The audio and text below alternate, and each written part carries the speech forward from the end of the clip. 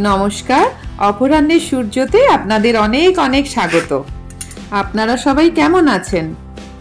আপনারা যারা আমার নার্সারি স্পেশাল ব্লগ দেখেছেন তারা তো জানেনই আমি অনেক পছন্দের গাছ নিয়ে এসেছিলাম। আজ মালি দাদা এসেছে, সেগুলোই পটিং করাচ্ছি।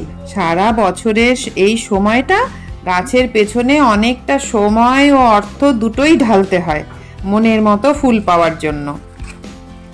শেখরপুর নার্সারির ওপর যে ব্লগটা করেছিলাম সেটা যারা দেখেননি তারা দেখে নেবেন। কিন্তু জবা গাছগুলো বেশিরভাগই আমি ছাদে রাখি, রোজকার পুজোতে তো জবা ফুল লাগে, তাই ছাদের থেকে চট করে পেরে ঠাকুরের চরণে দেওয়াটা খুব সুবিধার হয়। আপনারা যারা আমার অপরাহ্নের সূর্য পরিবারে নতুন এসেছেন তাদেরকে আন্তরিক অভিনন্দন, আর যারা প্রথম থেকেই আছেন তাদেরকে অনেক ধন্যবাদ আমার কষ্ট করে বানানো ভিডিওগুলো আপনারাও কষ্ট করে দেখছেন বলে। সামনের বাগানে বাকি চারাগুলো টবে বসানো হলো। দেখুন ছোট্ট মিনিটা কোথায় গিয়ে বসেছে।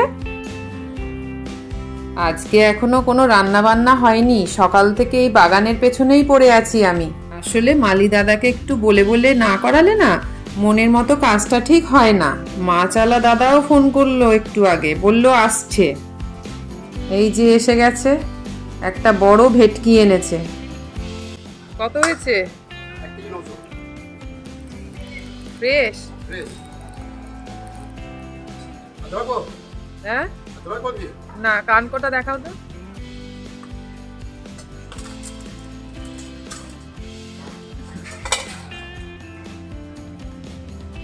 ঠিক আছে, লাল আছে, ঠিক আছে। সবজিওয়ালা চাচাও সামনে দিয়ে যাচ্ছিল, দুটো ফুলকপি নিয়ে এলাম। ভেটকি মাছগুলো নুন হলুদ দিয়ে মাখিয়ে আর ফুলকপিগুলো একটু ভাপ দিয়ে নিয়েছিলাম। এবার তেল গরম করে যথারীতি মাছগুলো ভাজতে দিলাম। ছোটবেলায় জানেন তো আমার খুব খাওয়ার ঝামেলা ছিল, মাকে যে কি বিরক্ত করেছি, কত মাছ যে খেতাম না, তার মধ্যে এই ভেটকি মাছও কিন্তু ছিল। বেশিরভাগ মাছেই আমার আষ্টে গন্ধ লাগতো, আর যেসব মাছের গায়ে রং কালো যেমন মাগুর শিঙ্গি, সেসব তো শুধু খেতামই না, ফিরেও দেখতাম না। মাছগুলোকে ভেজে তুলে ওই তেলেই ফুলকপি আলু ভেজে নিচ্ছি। এখন সব মাছই আমি খেতে শিখে গেছি কিন্তু, বাট আমার বড় ছেলে বাবি ও আবার আমার জায়গাটা দখল করে নিয়েছে। বেশিরভাগ মাছই খায় না, মা কা বেটা যাকে বলে। সাদা জিরে, তেজপাতা, শুকনো লঙ্কা ফোড়ন দিয়ে আদা বাটা টমেটো বাটা দিয়ে ভালো করে কষিয়ে নিচ্ছি। কাঁচা লঙ্কা বাটাও দিয়ে দিলাম। এবার এই তিনটে মশলা ভালো করে কষিয়ে নিয়ে লবণ, লঙ্কার গুঁড়ো, হলুদের গুঁড়ো, জিরের গুঁড়ো আর একটু গরম মশলার গুঁড়ো দিয়ে দিলাম। আপনারা এই মাছের ঝোলে কি কি মশলা দেন বা ফোড়ন অন্য কিছু দেন কি না আমায় জানাবেন, আমিও সেগুলো ট্রাই করে দেখব, একটু স্বাদ বদল হবে আর কি। এবার মশলা কষিয়ে নিয়ে ফুলকপি আর আলুগুলোকে দিয়ে দিলাম। আমরা তো বেশিরভাগই এরকম ফুলকপি আলু ভেজে নিয়ে মাছের ঝোল করি, কিন্তু আমার শাশুড়ি মাকে দেখতাম এই যে শীতের নতুন ফুলকপি উঠলে উনি না ভেজেই মাছের ঝোলে দিতেন, কি অপূর্ব যে স্বাদ হতো। এবার গরম জল ঢেলে ঝোলটা দমে দিয়ে দিলাম।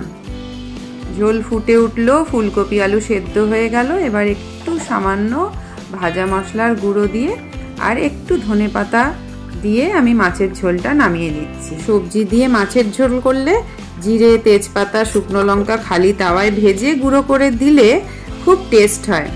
এই যে গরম গরম মাছের ঝোল রেডি, এবার খাওয়ার পালা। এই যে আজকে ফুলকপি দিয়ে মাছের ঝোল, ভেটকি মাছের ঝোল। আচ্ছা, তুমি আজকে জিজ্ঞেস করলে না তো কি কি মেনুতে আছে? হ্যাঁ, আজকে কি কি আছে গো? তুমি থমকে গেছো কেন? এই যে আজকে পালং শাক, আজকে পালং শাক চিংড়ি মাছ দিয়ে, পালং শাক চিংড়ি মাছ দিয়ে মাছের মাথা দিয়ে ডাল, আজকে ভাজা করিনি। ভালো করেছে, এইটাই হয়ে যাবে তো। আর এগুলো তো প্রত্যেকটাই ঝোল আছে না। আর ফুলকপি দিয়ে ভেটকি মাছের ঝোল কি দুটো খাবে না একটা খাবে? ভেটকি মাছ একটা, বাবা দুটো খেতে পারি? ওদিকে মাংস খেতে বলছো? হ্যাঁ, এই যে সব বন্ধুরা কিন্তু আমাদের আজকে দেখছে, আমাদের লাঞ্চের আজকে সাথী। আমরা খাচ্ছি, আপনি একটু দেখুন।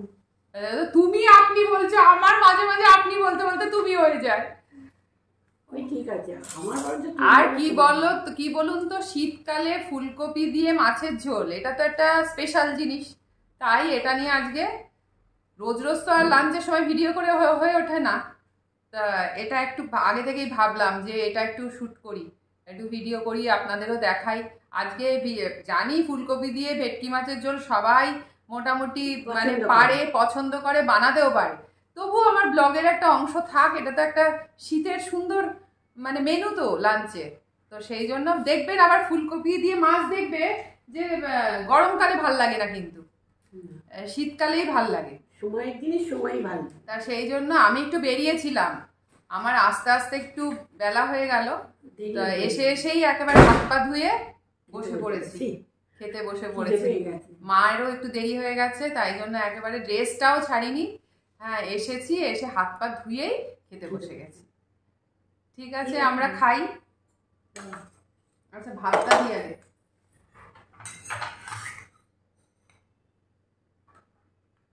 দেখো অনেক বেশি দিয়ে দিয়েছো, আজকে ঝোলটা রান্না ভালো আছে। তোমার একটু গলা ভাতও ছিল মা, তুমি গলা ভাতটা খাবে? তাহলে দাঁড়াও, এটা নিয়ে তোমাকে আমি আমার ভাতটাই ভুল করে দিয়ে দিয়েছি।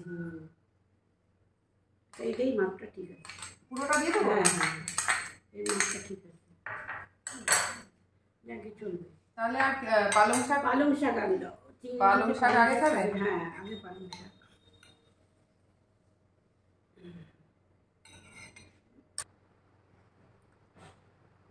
আর দেবো?